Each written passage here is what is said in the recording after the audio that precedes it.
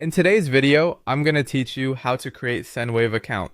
By the end, you'll have your account ready to go and understand what each screen is asking for, plus a few tips to keep everything smooth and secure.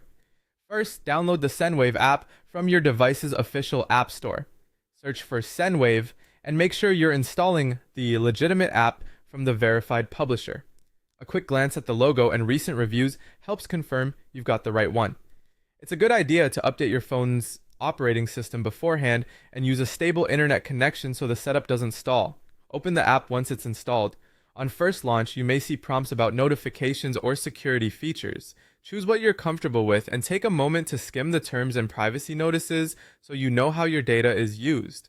If the app asks for your country or language, select the ones that apply to you to tailor the experience. Next, enter your details to create your account. The app typically asks for your legal name, mobile number, and sometimes an email. Enter your information exactly as it appears on your identification, because matching details help prevent verification issues later. If you're asked to create a passcode, pick something memorable to you but hard for others to guess, and enable device security like biometrics if available.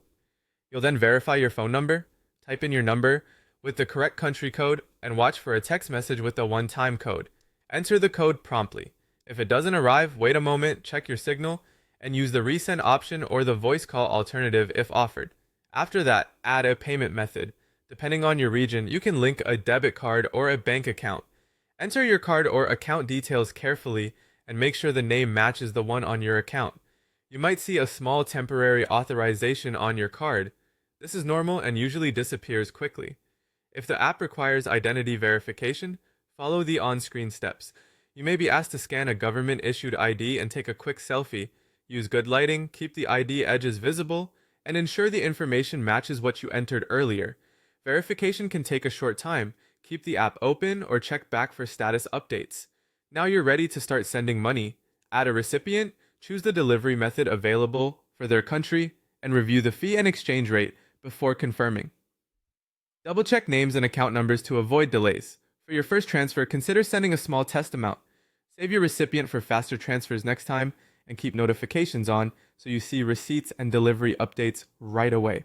That's it. Your Sendwave account is set up and ready to use.